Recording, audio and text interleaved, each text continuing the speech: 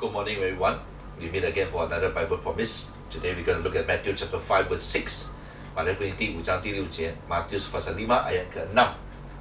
Matthew chapter 5 verse 6. Blessed are those who hunger and thirst for righteousness, for they will be filled. What righteousness? What we are seeking for? Whose righteousness? Many times we struggle also whether we should pursue justice when we face some either crime or some issue. Can we Christian bring people to court or just forgive them by the standard of God set for us? As He forgive us, we should also forgive others. But here, as we pursue or hunger and thirst for righteousness, like I mentioned from the beginning, whose righteousness? It's God's righteousness. When we pursue God's righteousness, you know, as we study the book of Romans lately, it's all about Christ. Looking at how Christ set that standard of righteousness. That none of us can achieve that by establishing our own standard, our own way of looking for the righteousness. As we hunger and thirst for that righteousness, God's righteousness, we will be satisfied. There will be way and guidelines for us. How far should we go? When is the time, if I talk about court, when is the time we should drop it? Or we should drop it at the beginning, or we pursue until the end, where we see it still did not see the rightful justice. Because sometimes we go for that, we want to have the compensation. Whose compensation? Who's going to pay back for that? If even though the judgment was set, for instance, a crime that we think that person should deserve like 30 years, but the judge said 10 years, then we say, hey, no justice, not fair. So whose righteousness? If we put God's righteousness in there, we will be able to be told and also know when is the time for us to call it a stop. Because if we do that, even though it seems like it doesn't serve the justice according to the world system, but we will still satisfy with it because God says so.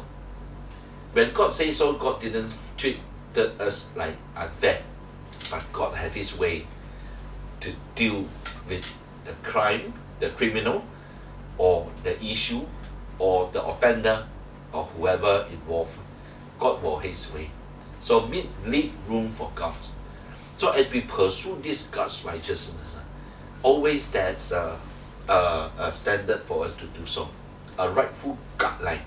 Or else if we want to be like movies and we just take on revenge and revenge. If we do that, okay, we get that justice, for instance, then how about that family? That family will pursue another righteousness according to theirs. So at the end, just like movie, I kill your wife, then you kill the whole village, then I will kill your son, then you kill everything. You will not end. But if we put on that God's righteousness here, then obviously, I'm not saying that we just see things are unfair, then we just, okay, Christian cannot do it, world cannot do it. No, we still do what we call not our best, but God's best, in God's standard, God's guidelines. So we do it accordingly.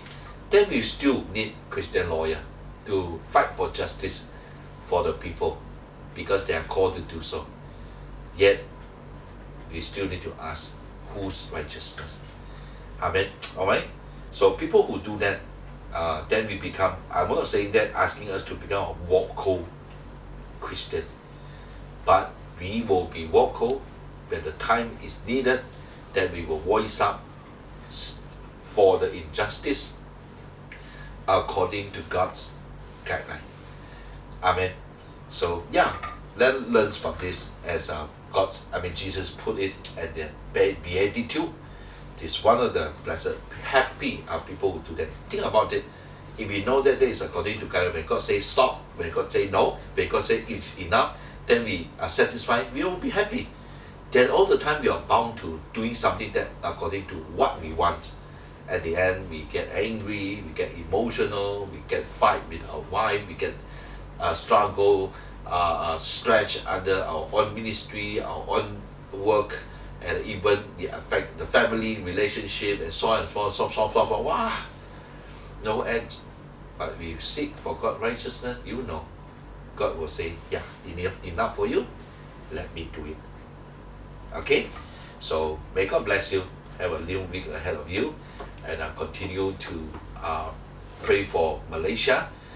This coming Thursday, we have this Malaysian Day of Prayer. So this week we do not have all our online prayer meeting, but we move everyone to Thursday, starting from 8 o'clock morning until 11 o'clock at night. And get the link from the bulletin.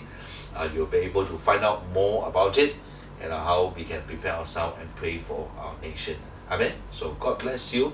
Have a good day ahead of you. Stay safe and stay healthy.